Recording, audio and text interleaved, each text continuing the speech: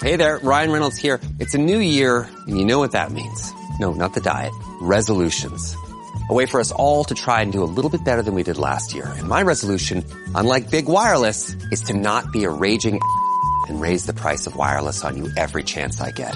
Give it a try at mintmobile.com/switch. $45 upfront payment required, equivalent to $15 per month. New customers on first 3-month plan only. Taxes and fees extra. Speed slower above 40 gigabytes on unlimited. See mintmobile.com for details. Now, to stick with the theme that we've been talking about for the last 30 or so minutes on this show about the out-of-control government in Washington, there's no better person to talk about that than former Senator of the great state of Texas, Phil Gramm, who is still incredibly active. You see him almost every other week in the Wall Street Journal. He was the one of the people who made the Reagan tax cut happened in 1981. He's one of the people who passed one of the first lean budgets we had in 50 years in Washington. When he was a Democrat at that time, he was a Democrat in the House. He was also the co-author of the Gramm-Rudman bill, which did put caps on spending. Senator Phil Gramm, I'm a great admirer of yours. Thanks so much for coming on. Well, Steve, thank you. And thank you for saying all those things. I wish my mother were alive to hear.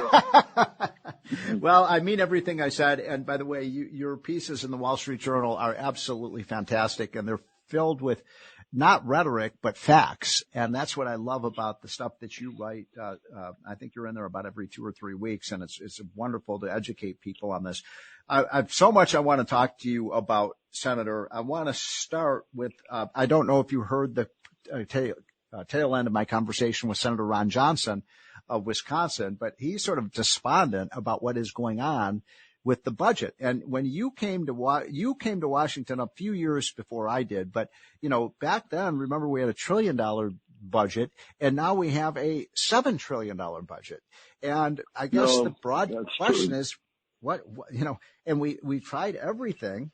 And I think a lot of my listeners, and we have listeners all over the country on this show, are kind of, they're throwing up their hands and saying, neither party wants to do anything about this. We're on a road to fiscal ruin. How do you see things? Well, first of all, it's true when I came to Washington, the federal debt was a lot lower, but don't forget when I came to Washington, we'd had 7 years of 9.2% inflation on average. I remember. Prime interest rates were 21.5%. I remember. Yep. And the inflation rate was 13.4%. So we had a very serious problem. And basically, the job was setting priorities. And one of the things I tried to do with Gramm-Rudman was to force government programs to compete against each other for available funds. Yes. Now what happens is that we end up funding everybody's priority. Yes. And it's simply a matter, it's simple in logic.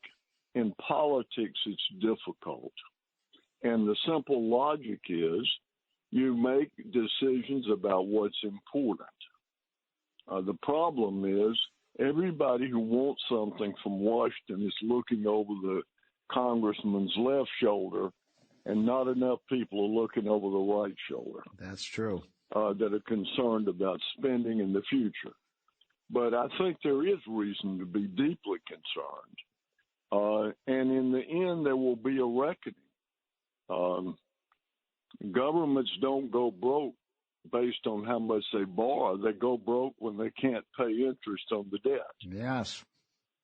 And we're heading in that direction. There's no doubt about it. Well, right now, because I talk a lot about this on the show, the exact point that you just made, Senator, which is that interest on the debt, just the interest payments on this money we've already spent is I believe $1 trillion now, which is outrageous. More than we spend on national defense. Amazing. So this is a big problem, and I don't know what you think about this debt ceiling. I do want to talk to you about the trade issue, but before we go to that, There are many Republicans, and some of my fiscally conservative friends even are saying we should get rid of the debt ceiling. I'm opposed to that. Yeah, I'm opposed to it too. Okay. Look, every reform we've done on spending, we did on a debt ceiling. Yes, I know. It's the time when the bill collector's at the door. And that's when, families get together, they pay their bills. Yep. But they get together around the kitchen table, talk about what the problem is, get out the butcher knife, cut up the credit cards. And that's what we've got to do. So I'm very much opposed. Me too. To the idea of eliminating the debt ceiling. And I made a couple of calls to try to be sure that didn't happen when the House. Well, you were there, and I was there in the 90s when you all in the Congress had the Republican Congress had the showdown with then President Bill Clinton, and it was over, that debt ceiling, and you stuck to your guns. We had a government shutdown, but my goodness, that was the only time in my lifetime we ever balanced the budget. Yeah, exactly. Well, what we did, of course, is we had the spending reduction, the cut in the capital gains tax. Yep. And so this is clearly something we shouldn't do. This is people thinking about what would make it easy for me now relative to what is good for America in the long term. Mm-hmm. Mm-hmm. And I think the whole driving force here was that the Trump people don't want to fool with the debt ceiling. Well, the problem is the debt ceiling is the sort of come to Jesus moment. Yes, exactly. And I don't want to eliminate it, and it's not going to be eliminated either. Yeah, I just have to tell you, there are a number of your former colleagues in the Congress and the Senate who just say, oh, this is too hard, we shouldn't have a debt ceiling. And I think that is a big mistake because you got Gramm done with the debt ceiling, which cut spending. We got we balanced the budget in the late 1990s because we got serious about the debt ceiling. Gramm was an amendment to the debt ceiling. I know it was. I know. The problem is a lot of these people don't remember that. I mean, you and I are getting old, but a lot of people don't remember what you did. When the House was able to force Obama into some spending control by the Budget Control Act, using the budget. I know, and it worked. We forced them to cut spending. It's the only time it ever happens. I want to switch gear because I don't want to abuse your time, but you and I were talking privately the other day because I wanted your advice about this whole trade issue. And I'm a big Trump guy, as you know, but I am uneasy about what he wants to do on tariffs. I think he's a good negotiator, but it worries me. He seems to be playing a bit of a dangerous game here.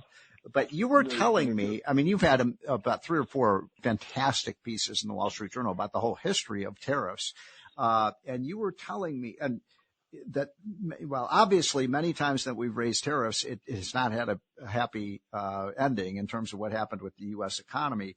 But you also made the point historically that the party that raises tariffs oftentimes loses the next election. That's right. Not just oftentimes, almost always. And starting in 1828 with the tariff of abominations,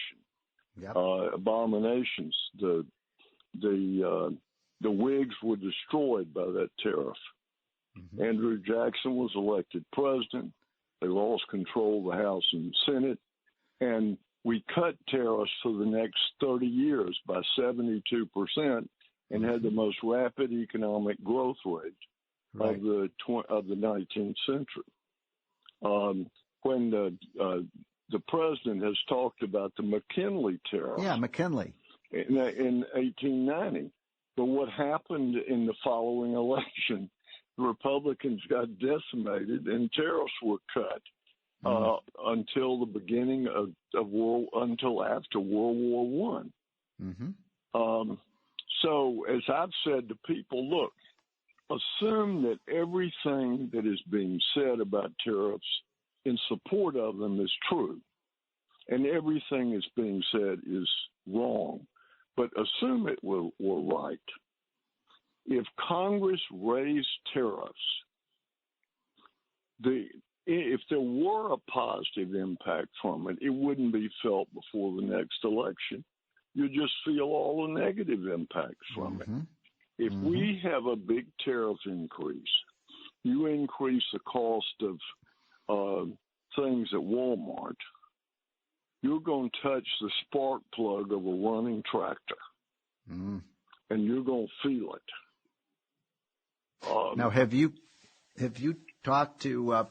I know you talked to a lot of the leaders of our country. Have you had the occasion to talk to Donald Trump about what you're saying? No, I haven't. I would certainly welcome the opportunity to do it. Well, we need to get you into the Oval Office when he's in the Oval Office. We're going to lose the House and Senate if we fool with tariffs to any significant extent. Now, and what do you think? Going to work economically. So let me kind of challenge you a little bit on this. Trump is saying that he wants to cut the corporate tax rate to 15% for things that are made in the USA, and to raise the tax on things that are coming in from other countries. What's wrong with that? Well, look, why do we buy things from other countries? We buy things from other countries because they can make them cheaper than we can. Yes. And we're better off making things that we make better than they do. Right. And that pay higher wages and generate higher rates of return. Yes. And so everybody benefits from trade. By the way, just to interrupt you for 1 second, this is Adam Smith, right? This is the law of comparative advantage. That's right. Nothing new or revolutionary about this. Right. It's trade. Trade by definition benefits both the buyer and the seller, right? Because they're willing. And they're voluntary decisions that people make to benefit themselves as consumers, as producers. And don't forget, we import 50% of our imports are things that are used as component parts of American manufacturing. Right. You want to destroy the American automobile industry? Impose a 25% tariff on Canada and Mexico, and you'll do it. Yeah.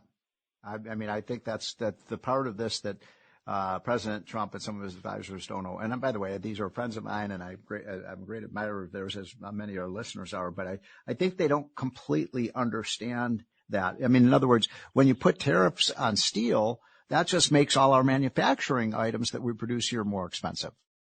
Well, and look, there's 34 people that work in America using steel components for every one job in steel. So that when we impose that tariff on steel, for every job we created in steel or aluminum, and there were 2,300 of them, oh my gosh, we paid about $900,000 per job in extra cost and lost jobs elsewhere. Now, nobody can believe that paying $900,000 for a job that pays $60,000 makes any sense. But if you look at it in single entry bookkeeping, we created this job, and you don't look at what it costs and who else lost their job, then it looks like a good idea. But when you look at double entry bookkeeping, what it cost you, what you got, instead of just what you got, then it doesn't make any sense. Yeah. Well, you've been a powerful voice for that message. And, Art Laffer, our mutual friend, always says that free trade is one of the pillars of prosperity, along with lower taxes and sound money and less government. And I think we always have to remember that. And we really do. And also, look, it's freedom. Who has the right to tell me that I have to pay, which I do, twice as much for sugar as any other person in any other developed country in the world, so that a small number of sugar producers can be rich. It's absolutely, Senator, we're up against a hard break, but you're exactly right. It's just special interest pleading. You take care. I got to run. God bless you, Steve. You're doing a great job. Thank you, Senator Phil Gramm. You are a national asset. Eden Memorial Chapels understands Jewish funerals can take many forms. Some are Orthodox, while others are more conservative or of a Reformed nature. There's no one better. With services close to all New York and New Jersey cemeteries, Eden Memorial Chapels offer fair and balanced pricing and can provide easy transfer of you and your loved ones to Israel. While you're grieving, they're here to take care of all the details so that you deal with less bureaucracy and have more peace of mind. Go to EdenMemorial.com. That's EdenMemorial.com.